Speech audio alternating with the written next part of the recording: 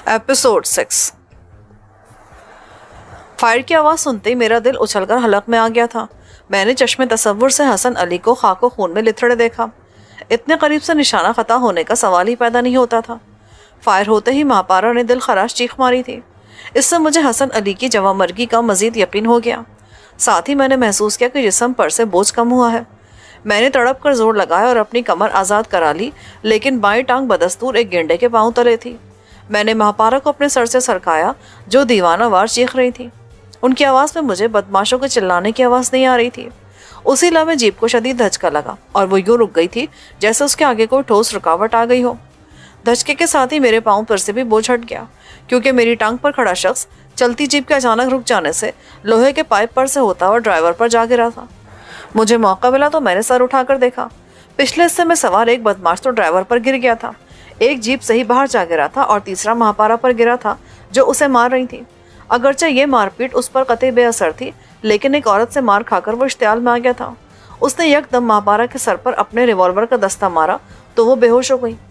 कुतिया की बच्ची, उसने घुरा कर कहा ही था कि मैंने उसके रिवॉल्वर वाले हाथ को थामते हुए दूसरे हाथ से उसका सर जीप के फौलादी जंगले से टकरा दिया। उसके मुंह से फिर गाली निकली। ये वही था जिसने मुझे गिरफ्तार किया था। दूसरी टक्कर पर उसके गजबल खासी हद तक निकल गए थे। तीसरी बार मैंने पूरी इंतकामी कुव्वत से उसका सर जंगले पे मारा तो वो बेसुध हो गया। मैंने उसका रिवॉल्वर छीन लिया। उसकी नाली से बू आ रही थी। गोली उससे चलाई गई थी। गोया हसन अली का कातिल वही था।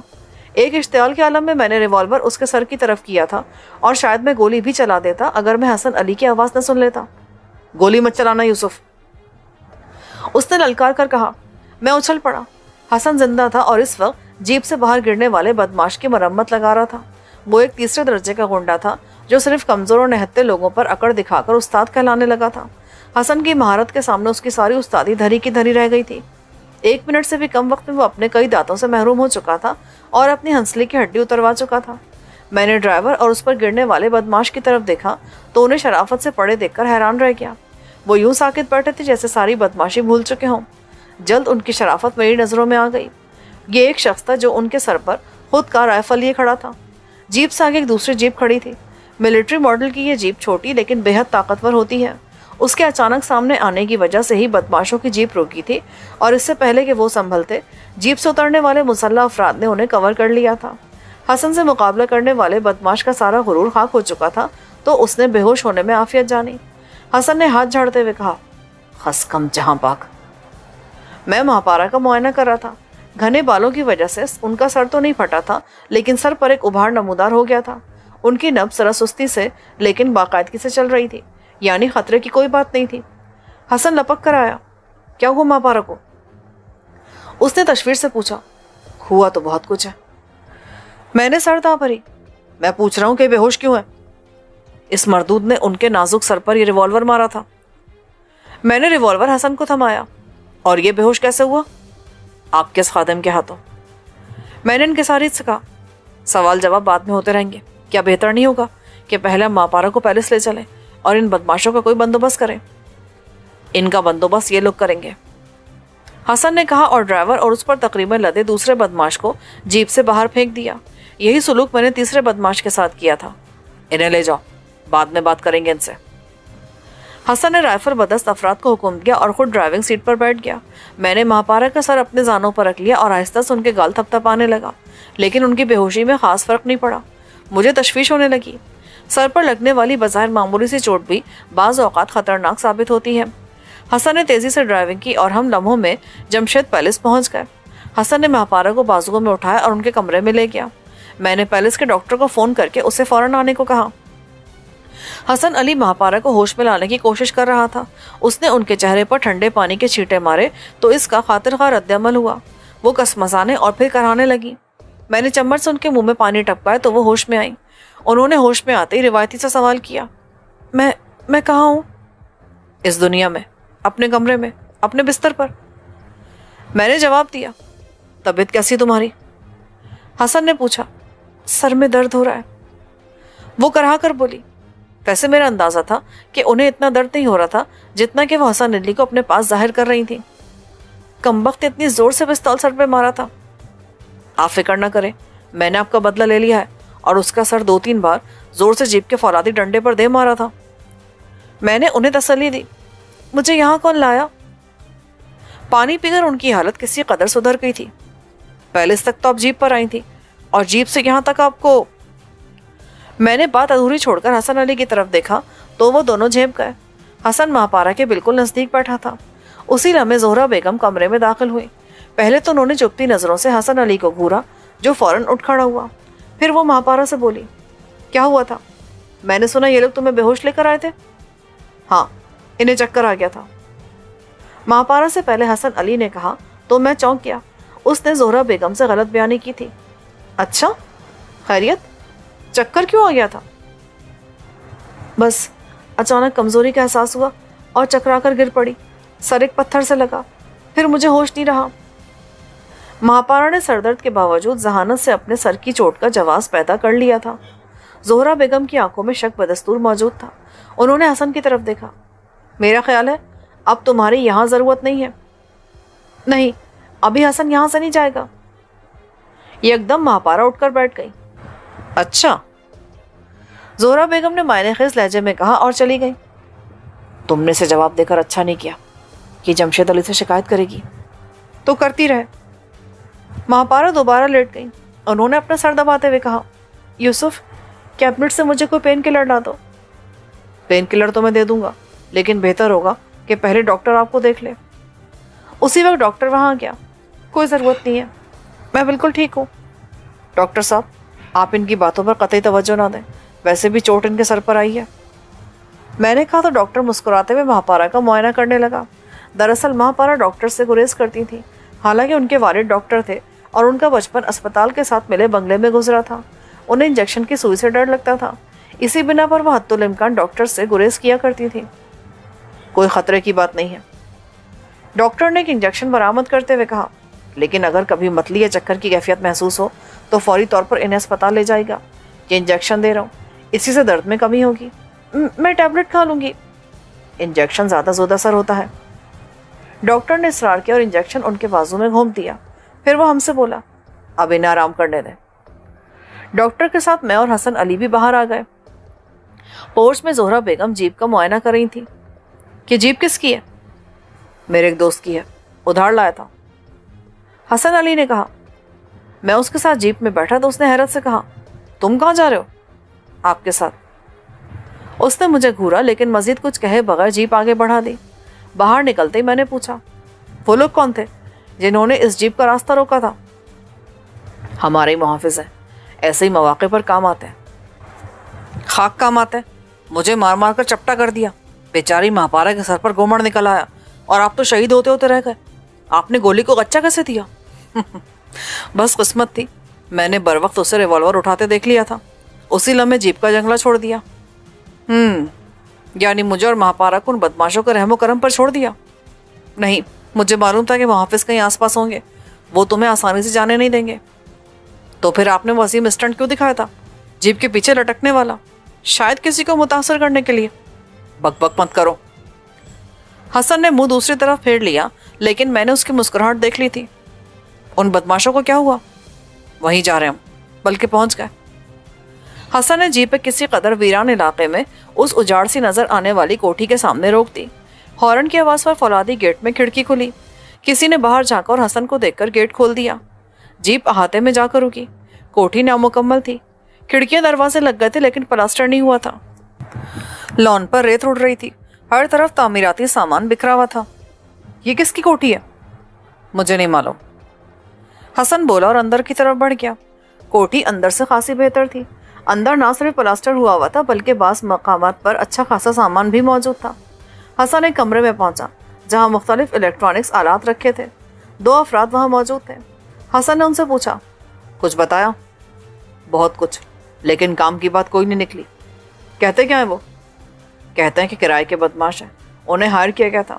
ہائر کرنے والے نے انہیں سامنے آئے بغیر 20,000 کی رقم بھجوا دی تھی اور کام کی تکمیل کی صورت میں مزید 20,000 دینے کا وعدہ کیا تھا۔ کام کیا تھا؟ یوسف بابا کا اغوا اور ان کے ساتھ جو بھی ہو اسے بھی اٹھا کے لے جانا تھا۔ اس شخص نے میری طرف دیکھا، اس کا مطلب تھا وہ مجھے جانتا تھا۔ بکواس کرتے ہیں وہ، اس طرح معاہدے نہیں ہوا کرتے۔ آخر انہیں اغوا کرنے والے کو کہیں تو پہنچانا تھا نا، کیا ہائر کرنے والوں نے کوئی جگہ نہیں بتائی تھی؟ حسن نے پوچھا۔ نہیں، اغوا کرانے والے بڑے چالاک ہیں، انہوں نے طے کیا تھا کہ ایک گاڑی اس سڑک پر آگے ان کی منتظر ہوگی، جب وہ مطلوبہ افراد کو لے آئیں گے تو ان افراد کو لے کر وہی ان کا بقیہ معاوضہ دے دیا جائے گا۔ رقم کس ذریعے سے ملی تھی؟ کسی نے اخبار میں لپیٹ کر استاد کے گھر پھینک دی تھی۔ تو گیا ان لوگوں نے کوئی سراغ نہیں چھوڑا؟ تم لوگوں کے ہاتھ صرف کرائے کے ٹٹو آئے ہیں۔ میں نے کہا، ایسا نہیں ہے۔ حسن علی نے سوچتے ہوئے کہا، معلوم کرو کہ یہ جیپ کس کی ہے۔ نمبر پلیٹ تو جعلی لگ رہی ہے، مگر انجن نمبر سے سراغ لگایا جا سکتا ہے۔ میرا خیال ہے جیپ بھی ہائر کرنے والوں نے دی ہوگی۔ انجن کے بارے میں کوئی بات نہیں ہوئی۔ اس شخص نے اعتراف کیا، تو معلوم کرو۔ حسن نے کہا اور اٹھ کھڑا ہوا۔ چاروں بدماش ایک اجاڑ سے کمرے میں قید تھے، جس کی دیواریں کھردری اور رنگ سے آ رہی تھی۔ فرنیچر نام کی کوئی شے نہیں تھی اور وہ چاروں فرش پر پڑے تھے۔ اب باقی دو بھی خستہ حال نظر آ رہے تھے، جس سے واضح تھا کہ ان کے ساتھ ٹھیک ٹھاک قسم کی تفتیش کی گئی تھی۔ ان میں سب سے زیادہ خراب حالت استاد محترم کی تھی۔ یہ 4 عدد دانتوں سے محرومی اور ٹوٹی ہوئی ہنسلی کچھ کم نہ تھی۔ تفتیش کے دوران انہیں اپنے شاگردوں کے سامنے جس بے عزتی سے گزرنا پڑا تھا وہ ان کے چہرے سے واضح تھا۔ حسن نے اسے گھورتے ہوئے کہا، اگر تم زحمت سے بچنا چاہتے ہو تو اپنی زبان کھول دو۔ ہمیں جو معلوم تھا ہم بتا چکے ہیں، ہمیں بیوقوف مت سمجھو، اتنی آسانی سے بتانے والی چیز نہیں ہو تم، خاصی محنت کرنی پڑے گی تم پر۔ استاد محترم حقارت سے مسکرائے، محنت کر کے تمہارے بندے دیکھ چکے ہیں، تم اسے محنت کہتے ہو؟ یہ تو ایک ہلکا پھلکا سا خوف تھا، وہ معصوم بندے ہیں، اگر میں چاہوں تو یہ لڑکا ہی تمہاری زبان کھلوا لے، جسے تم لوگ حلوہ سمجھ کر اغوا کرنے آئے تھے۔ 10 منٹ کی بات ہے سر جی، میں نے مذاق میں کہا تھا، لیکن اس وقت 14 طبق روشن ہو گئے جب حسن نے پوری سنجیدگی سے مجھے کام سونپ دیا۔ وہ باہر جانے لگا تو میں اس کے پیچھے لپکا۔ کیا غضب کرتے استاد محترم، میں نے تو صرف آپ کی بات نبھائی تھی۔ اچھا، میں تو سمجھا تھا کہ تم سنجیدہ ہو۔ اب اس پٹھے کے سامنے میری ناک تو کٹ جائے گی نا، جس کے سامنے میں نے اتنا بڑا دعویٰ کیا تھا۔ حسن نے مصنوعی حیرت سے کہا، استاد جی آپ جانتے ہیں کہ بندہ بھی پوری طرح بشر نہیں بنا ہے، کم سنی کی بنا پر اس قسم کے پرتشدد کاموں سے ذرا گھبراتا ہوں۔ اس کے باوجود محض آپ کی عزت کی خاطر یہ بارے گرا سر پر اٹھانے کے لیے تیار ہوں۔ عذرا مہربانی چائنا ماچس کا ایک پیکٹ منگوا دیجیے۔ پٹاخے کیا کرو گے ان کا؟ یہ پاپی پٹاخوں سے مرنے والے نہیں ہیں، ان کے لیے 1.25 کلو بارود چاہیے، جو کچھ پڑھ کر ان کے نیچے رکھا جائے تبھی یہ مریں گے۔ پٹاخوں سے مر جانے والوں پر 1.25 کلو بارود ضائع کرنے کی کیا ضرورت ہے؟ تم سنجیدہ ہو؟ حسن نے حیرت سے پوچھا۔ تقریباً اتنا ہی جتنا آپ مہاپارا کے لیے سنجیدہ ہیں۔ حسن علی کو مجھے چائنا ماچس کا پیکٹ منگوا کر دینا پڑا۔ وہ اسے بھی میرا طفلانہ پن سمجھ رہا تھا۔ عمر کے لحاظ سے تو میں بچہ ہی تھا، لیکن تجربات کے لحاظ سے اچھا خاصا بالغ ہو چکا تھا۔ پیکٹ آتے میں اسے لے کر بدماشوں والے کمرے میں پہنچا۔ پہلے ان سب کو میری ہدایت کے مطابق سر سے پاؤں تک کسی بنڈل کی طرح رسی سے باندھ دیا گیا تھا۔ وہ خاصی دہشت سے اس کارروائی کو دیکھ رہے تھے۔ استاد محترم نے کانپتے ہوئے کہا، یہ کیا کر رہے ہو تم؟ میں نے تم سے کہا تھا نا کہ زبان کھول دو، اب تم شکایت نہیں کر سکتے۔ حسن نے افسوس سے سر ہلایا، شکایت کرنے کا وقت گزر چکا ہے۔ میں نے پٹاخوں کا پیکٹ کھولتے ہوئے کہا، لیکن تمہارے لیے خاص رعایت ہے، اب بھی بتا دو کہ کن لوگوں نے تمہیں موت کے منہ میں جھونکا ہے تو میں اپنا پروگرام ملتوی کر دوں گا۔ لیکن پٹاخے دیکھ کر ان کی ساری دہشت دور ہو چکی تھی، بلکہ استاد محترم میں اتنی ہمت آ گئی کہ انہوں نے بڑک بھی ماری۔ اوئے تو ہم سے کچھ نہیں اگلوا سکتا، بچہ ہے ابھی تو۔ شب برات کے موقع پر عبادت گنوا دی اور سونے والوں کا سکون حرام کرنے کے لیے ہر سال بے تحاشا پٹاخے اور بم استعمال ہوتے ہیں، بلکہ اب تو لوگ آتشی ہتھیار بھی استعمال کرنے لگے ہیں، لیکن ان میں سب سے زیادہ مشہور چائنا ماچس ہے۔ سستی ہونے اور زوردار دھماکے کی وجہ سے یہ سب سے زیادہ مقبول ہے۔ اس کی ایک اور خاصیت ذرا دیر سے پھٹنا ہوتی ہے، یعنی اسے ماچس سے رگڑ کر فرش پر پھینک دیا جائے تو یہ 8 سے 10 سیکنڈ میں پھٹ جاتا ہے۔ قریب سے اس کا دھماکہ خاصا خوفناک لگتا ہے۔ میں استاد کے پاس بیٹھ گیا۔ تم نے دیکھا ہے دستی بم قریب سے کتنا خطرناک ہوتا ہے؟ 80 گز کے اندر کھڑے انسان کے ٹکڑے اڑ جاتے ہیں، لیکن یہی دستی بم زیادہ فاصلے پر بیکار ہو جاتا ہے۔ اسی طرح یہ پٹاخہ ہے، بظاہر بے ضرر چیز ہے، تمہارے پیروں میں پھٹ جائے تو تمہیں کچھ نہیں ہوگا، لیکن اگر ایسے میں تمہارے کان میں رکھ دوں اس طرح۔ میں نے پٹاخہ ماچس سے رگڑ کر اس کے کان میں ٹھونس دیا جس نے مہاپارا کے سر پر پستول مارا تھا۔ دہشت سے اس کی آنکھیں پھیل گئیں۔ وہ چلایا، ابے نکال اسے، تیری تو۔ ناقابل اشاعت الفاظ کے ساتھ وہ سر جھٹک کر پٹاخے کو کان سے نکالنے کی کوشش کر رہا تھا۔ ساتھ ہی اس کا جسم فرش سے اچھل رہا تھا جیسے مرغے بسمل تڑپتا ہے، مگر جب پٹاخہ پھٹا تو وہ بلا مبالغہ فرش سے فٹ بھر اچھل پڑا۔ اس کے منہ سے بھیانک چیخ نکلی اور وہ بے جان سا ہو گیا۔ استاد محترم پہلے سے کہیں زیادہ دہشت زدہ نظر آ رہے تھے۔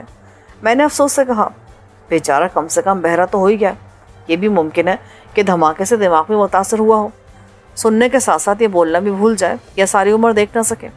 ممکن ہے اس کی یادداشت اور سوچنے سمجھنے کی صلاحیت بھی متاثر ہوئی ہو، اور یہ بھی ہو سکتا ہے کہ یہ جہنم رسید ہو جائے۔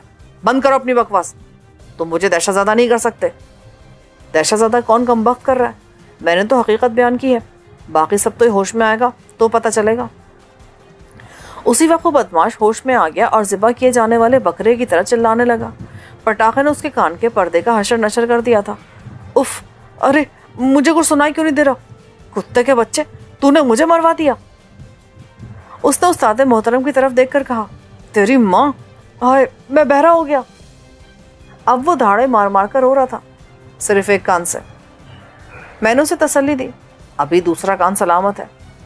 پھر میں استاد کی طرف متوجہ ہوا۔ ممکن ہے تمہیں کوئی بات یاد آ گئی ہو؟ مجھے نہیں، میں سب بتا چکا ہوں۔ غالباً تمہیں ان معمولی سے پٹاخوں کی اثر انگیزی کا اندازہ نہیں ہے، اس کے اور بھی کئی مؤثر استعمال ہے۔ مثلاً اگر میں اسے تمہاری ناک میں لگا دوں، میں نے کہا، اور پٹاخہ استاد کے بجائے اس گرگے کی ناک میں ٹھوس دیا جس نے ماپارا کو پکڑا تھا۔ فرار ہوتے ہوئے اسے قطعی توقع نہیں تھی کہ میں اس کے ساتھ یہ حرکت کر جاؤں گا۔ وہ زور سے اچھلا اور چلاتے ہوئے پٹاخہ ناک سے نکالنے کی کوشش کرنے لگا۔ کبھی وہ سر جھٹکتا اور کبھی ناک سے زوردار سانس نکالتا، لیکن پٹاخہ میں نے اتنی قوت سے ناک میں گھسیڑا تھا کہ اسے آسانی سے نکال دینا ممکن نہیں رہا تھا۔ وہ چلایا، استاد انہیں بتا دو، خدا کے لیے۔ اس کا جملہ مکمل ہونے سے پہلے پٹاخہ پھٹ گیا۔ اس نے پہلے والے سے بھی زیادہ دل خراش چیخ ماری، لیکن بے ہوش نہ ہوا۔ پٹاخے نے اس کی ناک کے اندرونی حساس حصوں کو ادھیڑ کے رکھ دیا تھا۔ اس کی حرارت نے اس کی ناک کے گوشت کو جلا دیا تھا، اور وہ اس وقت ناقابل برداشت اذیت کی وجہ سے خطرے کا علام کی طرح بجے جا رہا تھا۔ اس کی چیخ و پکار میں کوئی کام کی بات کرنا دشوار تھا۔ مجبوراً حسن نے اس کا منہ بند کرنے کا حکم دیا اور اس کے منہ پر چوڑا سرجیکل ٹیپ چڑھا دیا گیا۔ میں نے مسکرا کر استاد کی طرف دیکھا۔ تم نے دیکھی اس معمولی سی چیز کی کارکردگی؟ اب فرض کرو میں ذرا بڑا پٹاخہ تمہارے منہ میں ڈال کر اوپر سے ٹیپ لگا دیتا ہوں تو دھماکے کے بعد کیا ہوگا؟ عین ممکن ہے تمہاری زبان جل جائے اور تم ہمیشہ کے لیے اشاروں کی زبانیں بات کرنے پر مجبور ہو جاؤ۔ اس قسم کے پٹاخے ہوا کو بڑی تیزی سے پھیلاتے ہیں۔ اگر تمہارے منہ کے ساتھ ناک بھی بند کر دی جائے تو اندر ہونے والے دھماکے کو جب پھیلنے کے لیے جگہ نہیں ملے گی تو وہ تمہارے سر پر دباؤ ڈالے گا، تمہاری آنکھیں باہر نکل آئیں گے اور کان کے پردے پھٹ جائیں گے۔ تم، خدا کے لیے! استاد نے کانپتے ہوئے کہا، میں بتاتا ہوں، میں نے سب بتا دیا تھا، بس ایک بات چھپائی تھی۔ ہمیں جیپ شہزاد خان نامی شخص نے دی تھی، وہ چاکی واڑہ میں رہتا ہے۔ اس کا پتہ رقم کے پیکٹ کے ساتھ ملا تھا، اس میں ایک پرچہ بھی تھا۔ ہدایت کے مطابق جب ہم نے یہ پرچہ شہزاد خان کو دکھایا تو اس نے گیراج میں لے جا کر یہ جیپ ہمارے حوالے کر دی۔ گیراج کہاں ہے؟ حسن علی نے اس کے چہرے پر نظر جماتے ہوئے پوچھا۔ چاکی واڑہ میں۔ پتہ مجھے نہیں معلوم، لیکن میں گیراج دکھا سکتا ہوں۔ تم شہزاد خان کے بارے میں کیا جانتے ہو؟ کچھ بھی نہیں، میں زندگی میں اس سے پہلی بار ملا تھا۔ سوچ لو، اگر یہ بات غلط نکلی تو میں نے سب بتا دیا، اب تم اعتبار نہ کرو تو میں کیا کر سکتا ہوں؟ حسن نے ان لوگوں کی مرہم پٹی اور کھلائی بلائی کی ہدایت دے کر باہر آ گیا۔ اس نے مجھ سے کہا، تمہیں یہ پٹاخوں والی ترکیب کیسے سوجی؟ بس جناب، آپ کی پیروی میں کبھی کبھی سر استعمال کر لیتے ہیں۔ میں نے انکساری سے کہا۔ اس نے مجھے گھورا۔ آج کل تم زیادہ ہی بدماش ہوتے جا رہے ہو۔ یہ بھی آپ کی صحبت کا اثر ہے، ورنہ ذاتی طور پر بندہ بے حد شریف ہے۔ لگتا ہے تمہارے لیے نیا تربیتی سیشن شروع کرنا پڑے گا۔ اچھا صلہ دے رہے میری خدمت کا۔ سچ کہا ہے کسی نے، نیکی کرنے والے کو ہی دریا میں ڈال دیتے ہیں لوگ۔ اب اوکے، اب تم پیلس جاؤ۔ پیدل؟ آپ کو اندازہ بھی ہے فاصلہ 2 میل سے کم نہیں ہے، اور یہاں تو ٹیکسی بھی نہیں ملتی۔ پیدل چلے جاؤ، ویسے بھی صبح تم نے دوڑ مکمل نہیں کی۔ ہرگز نہیں، میں آپ کے ساتھ ہی واپس جاؤں گا۔ بائی دا وے، مجھے ٹہلا کر آپ کہاں جا رہے ہیں؟ شہزاد خان کی تلاش میں؟ تمہیں کیسے؟ تم ایک نمبر کے شیطان ہو۔ شیطان ہمیشہ ایک ہی ہوتا ہے، ہر آدمی کے اندر، میں نے فلسفیانہ انداز میں کہا۔ بادر ناخواستہ حسن نے مجھے اپنے ساتھ لے لیا۔ اس کے ساتھ ایک شخص تھا جس کا دعویٰ تھا کہ وہ شہر کے اس پرانے علاقے کو اس طرح جانتا تھا جیسے اپنے ہاتھ کی لکیروں کو۔ تاہم اس کا علم جغرافیہ اس کے ہاتھوں کی لکیروں سے زیادہ گمراہ کن ثابت ہوا۔ 2 بار بھٹکنے کے بعد حسن علی نے گلی میں کھیلنے والے بچوں اور دروازوں پر زندگی سے بیزار بیٹھے بوڑھوں سے شہزاد کا پتہ دریافت کرنا شروع کر دیا۔ بالآخر 12ویں فرد نے ہماری صحیح رہنمائی کی اور ہمیں اس 5 منزلہ عمارت تک پہنچا دیا جو اتنی خستہ حال تھی کہ اس میں قدم رکھتے ہوئے بھی ڈر لگ رہا تھا کہ ابھی زمیں بوس نہ ہو جائے۔ تاہم عمارت گزشتہ 100 سال سے ایسے ہی کھڑی تھی اور امکان تھا کہ کوئی زلزلہ نہ آیا یا کسی نے بم سے نہ اڑا دیا تو یہ یوں ہی مزید 50-60 سال تک کھڑی رہے گی۔ شہزاد خان عمارت کے 5ویں مالے پر رہتا تھا۔ اس علاقے میں فلور کے بجائے اسے مالے کہا جاتا تھا۔ بمبئی کی طرح اس جگہ کا طرز معاشرت بھی کسی حد تک پرانے بمبئی سے مشابہ تھا۔ یہاں زیادہ تر گجراتی، میمن اور کچھی برادری کے افراد آباد تھے۔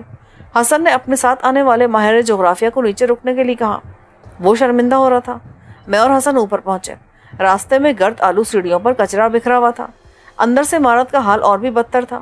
جگہ جگہ سے پلستر اکھڑ رہا تھا۔ رنگ و روغن تو پاکستان بننے کے بعد کرایا ہی نہیں گیا تھا۔ شہزاد کے فلیٹ کے دروازے پر دستک دینے پر ایک عورت نے اندر سے جھانکا۔ ہمیں دیکھ کر اس کا چہرہ سوال کا نشان بن گیا۔ ہمیں شہزاد صاحب سے ملنا ہے۔ وہ تو گھر پہ نہیں ہے، عورت نے فوراً کہا، اور مجھے لگا اس نے سچ ہی کہا تھا۔ پھر کہاں ملیں گے؟ آپ ان سے کیوں ملنا چاہتے ہیں؟ عورت نے شکی لہجے میں کہا۔ غالباً اس سے پہلے کسی نے شہزاد کو اتنی عزت سے نہیں بلایا تھا۔ ہمیں اس سے کچھ کام ہے، ان کے فائدے کا۔ ظاہر ہے اس کو فائدہ تو ہو گئی، جو کماتا ہے باہر ہی اڑا دیتا ہے، وہیں ہوگا اپنے مقبرے میں، اپنے گیراج پر۔ عورت کی باتوں سے ظاہر تھا کہ اس کا شوہر شہزاد خان عیاش طبیعت آدمی تھا جسے گھر اور بیوی کی زیادہ پرواہ نہیں تھی۔ عورت نے اندر سے کاغذ پر گیراج کا پتہ لکھ کر لا دیا۔ ہم اس کا شکریہ ادا کر کے نیچے اترے اور ماہر جغرافیہ کو ایک اور موقع دیا کہ وہ اپنی اہلیت ثابت کر سکے، اور اس بار اس نے ہمیں بالکل درست پتے پر پہنچا دیا۔ گیراج ایک پتلی سی گلی کے کونے پر تھا جس کے سامنے والی سڑک پر ٹریفک کا سیل رواں تھا۔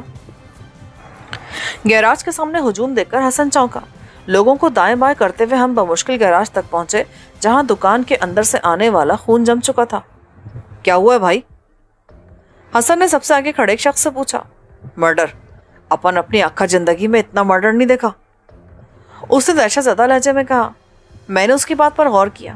اسی لمحے پیچھے سے کسی نے مجھے دھکا دیا اور میں بے اختیار دکان کے تقریباً اندر جا پہنچا۔ پھر اندر نظر آنے والے منظر نے مجھے دہشت زدہ کر دیا تھا۔ دکان کے اندر ایک پیلا سا بلب روشن تھا جس کی روشنی تاریکی کے خلاف جدوجہد کرتی محسوس ہو رہی تھی۔ دکان بمشکل 10 بائی 12 فٹ کی تھی۔ یہ دراصل موٹر سائیکلوں کی ریپیئر شاپ تھی اور اس کا وہی حال تھا جو عام طور سے اس قسم کی دکانوں کا ہوتا ہے۔ کالک، میل اور آئل کی چکنائی جا بجا پھیلی ہوئی تھی۔ ٹوٹے پھوٹے مرمت طلب پرزے کاٹ کباڑ کا منظر پیش کر رہے تھے، لیکن دہشت زدہ کر دینے والی چیز 3 عدد لاشیں تھیں جو آڑی ترچی پڑی تھیں۔ سب سے آگے ایک جوان عمر آدمی کی لاش تھی جو غالباً پرزے دھونے والے سیاہ محلول میں منہ کے بل پڑی تھی۔ اس کے سر سے بہنے والا خون اور مغز سیاہ محلول میں شامل ہو کر اسے نئی رنگت دے چکا تھا۔ ایک طرف دیوار کے ساتھ ایک نوعمر لڑکے کی لاش تھی۔ اس کے سینے پر گولی لگی تھی اور وہ گٹری کی طرح دیوار سے لگا ہوا تھا۔ تیسری لاش نسبتاً جوان لڑکے کی تھی۔ اس نے کونے میں موجود پرزے رکھنے والے ریک کے پیچھے پناہ لینے کی کوشش کی تھی، لیکن قاتل یا قاتلوں نے اسے وہاں بھی نہیں بخشا تھا۔ اسے بھی گولی مار دی گئی تھی، عین سر کے اوپر۔ اس سے قاتلوں کی پیشہ ورانہ مہارت کا اندازہ ہوتا تھا۔ تینوں کا خون مل کر ایک ندی کی طرح بہتا دکان کے باہر تک آ گیا تھا اور فضا میں اس کی مہک بسی ہوئی تھی۔ ایسی مہک عام طور سے گوشت کی دکانوں پر آتی ہے۔ یکدم مجھے متلی ہونے لگی۔ میں پلٹ کر بھاگا اور ہجوم سے باہر آتی میں نے سڑک کے کنارے الٹی کر دی۔ یہ دیکھ کر میری حالت مزید خراب ہو گئی کہ میرا جوتا خون میں چلا گیا تھا۔ اس موقع پر ماہر جغرافیہ نے میری پیٹھ سلائی اور مجھے قریب کی دکان سے کولڈ ڈرنک لا کر پیش کی۔ اس سے کلی کر کے اور چند گھونٹ حلق سے اتار کر مجھے ذرا سکون ملا۔ مجھے اپنے جوتوں سے گھن آ رہی تھی۔ میں نے اسے اتار پھینکا۔ اب میں ایک ہی جوتے میں تھا۔ اسی لمحے حسن علی مجمع سے باہر نکلا۔ اس نے میرا بازو پکڑا اور ہم وہاں سے روانہ ہو گئے۔ میں نے گاڑی میں اطمینان کا سانس لیا۔ رات کے 12 بجے بھی اس علاقے میں ہجوم تھا اور دکانیں کھلی ہوئی تھی۔ ہوا کیا تھا؟ میں نے حسن سے پوچھا۔ قتل۔ وہ تو میں نے بھی دیکھا ہے، میرا مطلب ہے کہ قاتل کون تھے؟ قاتلوں کو کسی نے نہیں دیکھا۔ 2 ہیلمٹ پوش اب سے پون گھنٹہ پہلے ایک موٹر سائیکل پر آئے، دکان کے اندر گئے اور صرف 2 منٹ بعد چلے گئے۔ کسی نے گولیاں چلنے کی آواز نہیں سنی۔ اس کا مطلب ہے کہ انہوں نے سائلنسر لگے ہتھیار استعمال کیے تھے۔ قتل کے فوراً بعد ایک شخص نے مقتول شہزاد کی لاش دیکھ لی تھی، لیکن اس کے شور مچانے سے پہلے قاتل دور نکل چکے تھے۔ شہزاد وہی نا جو سب سے آگے پڑا تھا؟ ہاں، سب سے پہلے اسے گولی ماری گئی ہوگی. قاتل اس کے لیے آئے تھے. لڑکے اس کی وجہ سے مارے گئے کہ وہ شور مچا کر کسی کو متوجہ نہ کرے. یہ بھی ممکن ہے کہ وہ کوئی ایسی بات جانتے ہوں, اسی بنا پر مارے گئے ہوں. وہ لوگ ان کے سامنے شہزاد خان سے ملنے آئے ہوں گے, اور ظاہر ہے وہ لڑکے بھی ان قاتلوں کی نشاندہی کر سکتے تھے, لہٰذا قاتلوں نے انہیں بھی خاموش کرنا مناسب سمجھا ہوگا. وہ لوگ کچھ زیادہ ہی مستعد ہیں. میں نے تبصرہ کیا. جب اغوا کرنے والے ان تک نہیں پہنچے تو انہوں نے سمجھ لیا کہ پلاننگ فیل ہو گئی ہے اور اب بات ان تک آ سکتی ہے, لہٰذا انہوں نے اس واحد راستے کو بند کر دیا جو ان تک رسائی رکھتا تھا.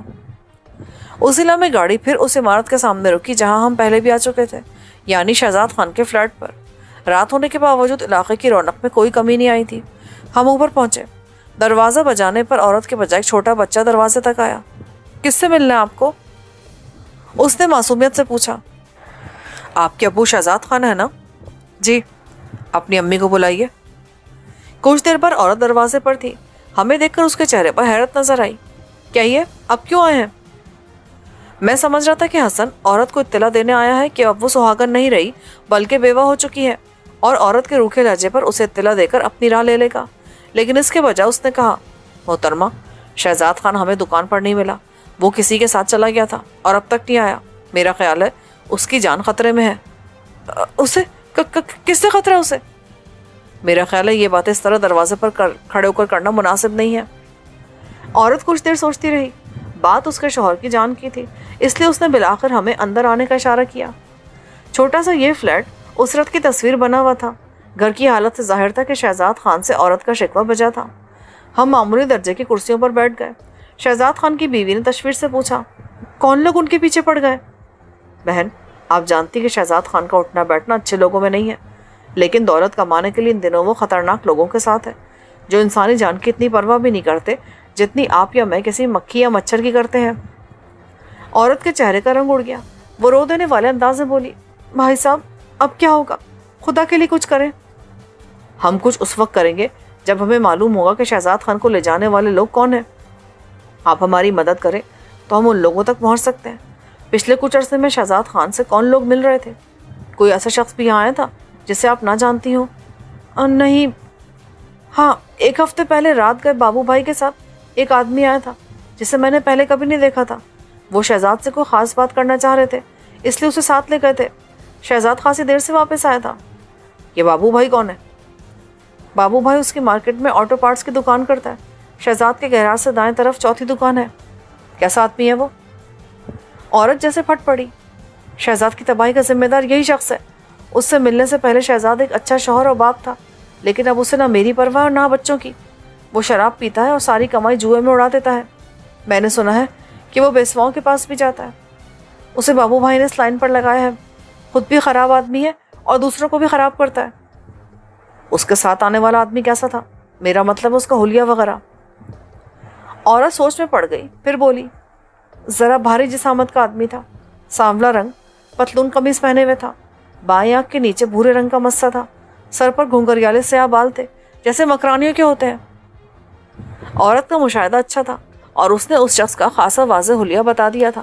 میں سوچ رہا تھا کہ ہمیں یہاں سے کھسک لینا چاہیے اس سے پہلے کہ عورت تک اس کے شوہر کے مقتول ہونے کی خبر پہنچے اور ہم بلا وجہ شبے کی زد میں آ جائیں. لیکن شاید مجھے تاخیر ہو گئی تھی. اسی لمحے باہر سیڑھیوں پر شور اٹھا. کچھ لوگ اس طرف آ رہے تھے. میرا خیال ہے کہ اب ہمیں چلنا چاہیے, میں نے حسن کو اشارہ کرتے ہوئے کہا. شور اس نے بھی سن لیا تھا اور سمجھ لیا تھا کہ اب بھانڈا پھوٹنے کا وقت آ گیا ہے. وہ جلدی سے کھڑا ہو گیا. اسی وقت دروازے پر کسی نے جان توڑ کر دستک دی اور چلایا, بھابھی دروازہ کھولو جلدی. خدا خیر کرے, عورت کہتی ہوئی دروازے کی طرف بڑھی. ارے کیا دروازے ہی توڑ ڈالو گے؟ دروازے کے باہر 4-5 افراد افسردہ کھڑے تھے. ان کی شکلیں دیکھ کر عورت کا ماتھا ٹھنکا. کیا ہوا بھیا, خیریت تو ہے نا؟ شہزاد تو ٹھیک ہے؟